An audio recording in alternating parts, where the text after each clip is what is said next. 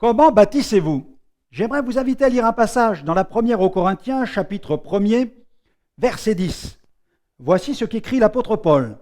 Je vous exhorte donc, frères, par le nom de notre Seigneur Jésus-Christ, à tenir tous un même langage et à ne point avoir de division parmi vous, mais à être parfaitement unis dans un même esprit et dans un même sentiment.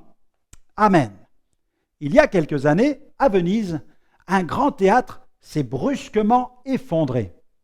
Les experts ont tenté de trouver la cause de ce dramatique accident. Ils ont examiné les fondations et ont découvert que les piliers sur lesquels reposait le bâtiment s'étaient détériorés à cause de l'humidité. Ces piliers de bois n'avaient jamais été vérifiés pour des raisons tout simplement économiques.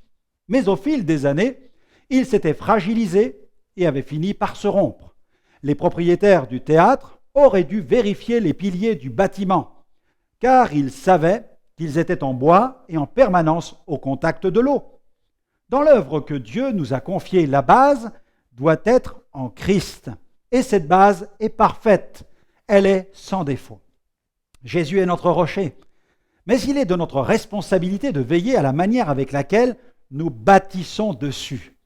Nous sommes responsables des piliers que nous utilisons dans la construction de l'Église, leur nature, leur entretien et leur suivi. L'Église se fragilise lorsqu'elle est gangrénée par un esprit de division. Elle risque alors la déchirure, la rupture.